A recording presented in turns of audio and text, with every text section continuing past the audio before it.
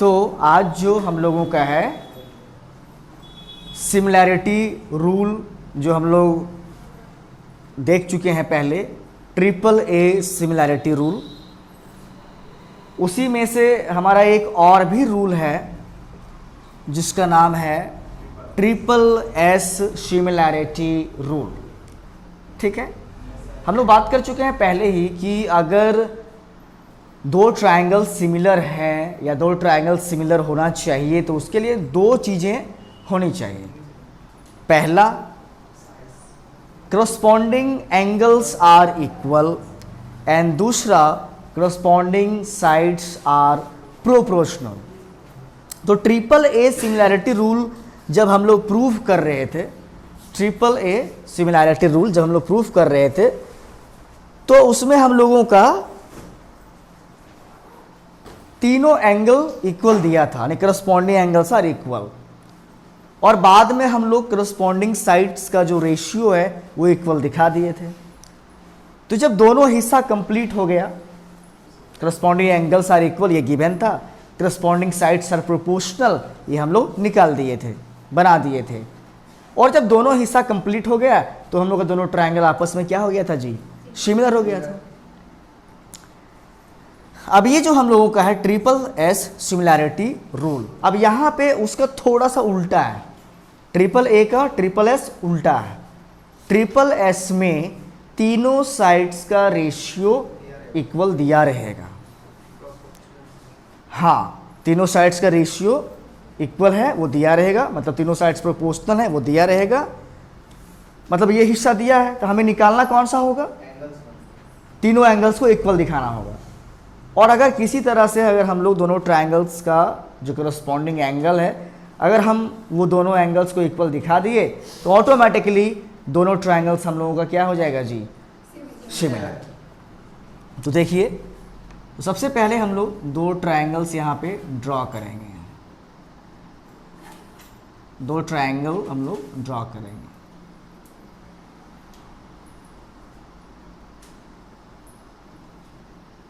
एक ट्रायंगल का हमने नेमिंग किया ABC, दूसरा का हमने नेमिंग किया DEF। ठीक है, तो सबसे पहले हम लोग गिवन देंगे, है ना, गिवन देंगे। यहाँ से हमारा सॉल्यूशन चालू हो गया है। गिवन में क्या लिखेंगे कि we have two triangles, we have two triangle. पहला हमारा कौन सा है, ABC, दूसरा हमारा कौन सा है, DEF, इन विच, यानी कि इस बार इसमें करस्पॉन्डिंग साइड्स का रेशियो इक्वल दिया हुआ है, यानी इसे करस्पॉन्डिंग साइड्स एक दूसरे से प्रोपोर्शनल है ना।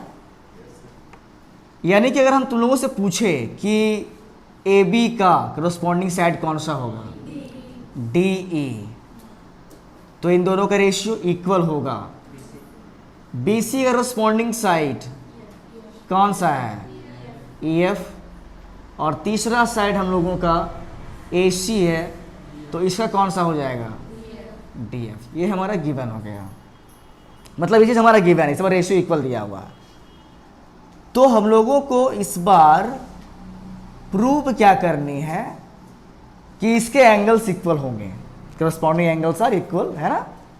यानी इस बार हमें ये प्रूफ करना है एंगल A का करस्पॉन्डिंग कौन सा कहलाएगा, एंगल D। ये दोनों इक्वल दिखाना होगा।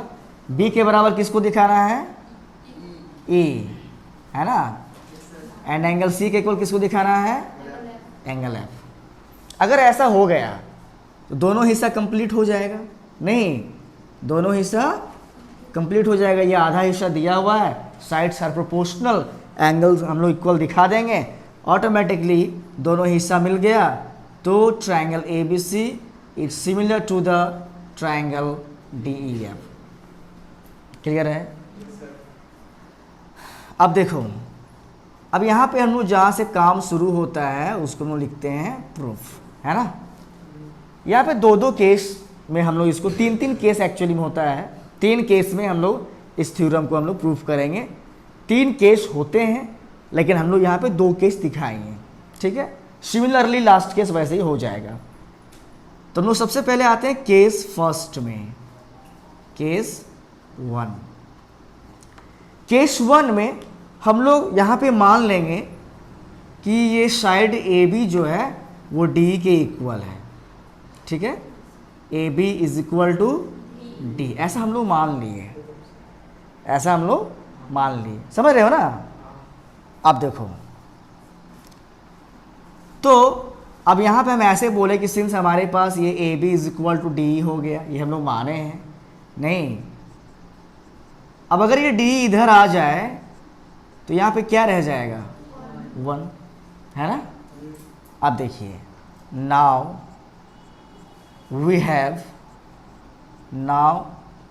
हैव हमारे पास पहले से कुछ दिया हुआ है ना, हमारे पास पहले से कुछ दिया हुआ है कि A B by D is equal to B C by E F is equal to A C by D F.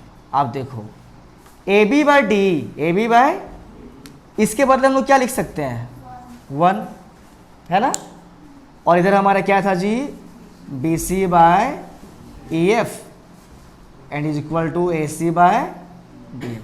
तुम ये रीज़न दिखा सकते हो कि ये ए बी बाय डी का वैल्यू कितना है, 1, देख लीजिए यहाँ पे 1 है ना।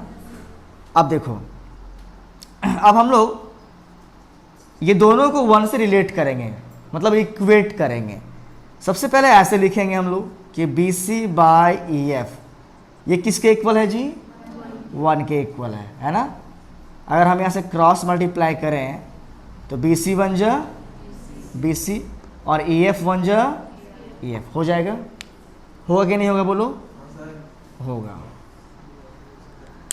एंड फिर से हम लोग ये वाला भी तो 1 का इक्वल है ना, यानी कि A C by D F is equal to भी 1 है। अब अगर हम ऐसे क्रॉस मल्टीप्लाई करें तो ए सी बन जा ए सी और डी एफ बन जा डी एफ, ऐसा होगा कि नहीं होगा, होगा। अब देखो कि सिंस ये दोनों ट्रायंगल में, यानी कि in triangle A B C and triangle D F, तीनों साइड्स इक्वल हो गया ना। सबसे पहले कैसे इक्वल हुआ, सबसे पहला ये वाला यहाँ पे है ना, ए बी सी का साइड कौन सा, ए बी, और डी एफ का साइड कौन सा, ये दोनों इक्वल है। ये हमारा कहाँ से आया, हमारे मानने से आया, नहीं बाय एजम्पशन, ठीक है, एजम्पशन। उसके बाद B C is equal to क्या हो गया, ई एफ, ये हमारा कहाँ से आया, जस्ट प्रूव्ड, है ना, लिखेंगे ना इसको। और लास्टली फिर हमारा क्या आ गया, A C is equal to D F, ये भी हमारा कहाँ से आ गया जी, जस्ट प्रूव्ड। और अगर ऐसा हो गया तो ये दोनों ट्रायंगल, यानी triangle A B C congruent हो जाएगा, याद करो, कॉन्ग्रुवेंट, क्लास 9th वाला, हाँ या ना बोलो। ये कौन से नियम से हुआ कॉन्ग्रुवेंट, यानी यहाँ पे अगर कोई तुम ट्रिपल एस देख रहे हो तो इसको ट्रिपल एस सिमिलरिटी नहीं समझ लेना, ये ट्रिपल एस कॉन्ग्रुवेंसी रूल हुआ यहाँ पे। तो ट्रिपल एस कॉन्ग्रुवेंसी रूल से दोनों ट्रायंगल हमारा सबसे पहले कॉन्ग्रुवेंट हो गया, नहीं, हालांकि दिख नहीं रहा है कॉन्ग्रुवेंट, एक छोटा एक बड़ा, लेकिन हम लोग मान लिए ना एक साइड को इक्वल, जिस कारण से हमारी जो मानना है, हमारे जो एजम्पशन है, उसकी वजह से दोनों ट्रायंगल आपस में क्या हो गया जी, कॉन्ग्रुवेंट। अब अगर ये कॉन्ग्रुवेंट हो गया तो सी पी सी टी से एंगल ए के इक्वल टू में क्या हो जाएगा, एंगल डी, ये कहाँ से आ गया, corresponding parts of congruent triangle, है ना। उसके बाद एंगल बी का इक्वल टू क्या हो गया, एंगल ई, ये भी कैसे हो गया, सी पी सी टी से, और एंगल सी के इक्वल में क्या हो गया, एंगल एफ, ये भी कहाँ से हो गया, सी पी सी टी से, नहीं। अब जरा सोचो कि अब इस ट्रायंगल का तीनों एंगल उस ट्रायंगल के तीनों एंगल के बराबर हो गया, नहीं। तो एक बात याद रखना, अगर दो ट्रायंगल्स आपस में इक्वी एंगुलर हो, अगर दो ट्रायंगल्स आपस में इक्वी एंगुलर हो, इक्वी एंगुलर मतलब इसके तीनों एंगल उस ट्रायंगल के करस्पॉन्डिंग तीनों एंगल के इक्वल अगर हो जाए तो दोनों ट्रायंगल आपस में क्या होगा, सिमिलर। और वैसे भी हम लोग लास्ट वीडियो में देख चुके हैं लास्ट क्लास में देख चुके हैं कि अगर तीनों ट्रिपल ए सिमिलरिटी रूल देखे हैं ना, तो इस हिसाब से हम लोगों का triangle A B C it's similar to the triangle D F. ये कौन से नियम से हुआ? Triple A similarity rule. यानी अगर एक ट्रायंगल का तीनों एंगल करस्पॉन्डिंग दूसरे ट्रायंगल के तीनों एंगल के इक्वल हो जाए, then these two triangles are similar by the triple A rule, है ना। तो ये हम लोग का एक केस से भी प्रूफ हुआ है, जिसका नाम है, मतलब केस 1 में देखे हैं A B is equal to D, है ना। अब अगर मान लो 2 केस और आएगा, एक केस में ए बी छोटा होगा, जो कि भी यहाँ दिख भी रहा है, नहीं, उस समय कैसे सिमिलर करेंगे दोनों ट्रायंगल को, या फिर ए बी अगर बड़ा हो गया डी से, वो कैसे सिमिलर करेंगे।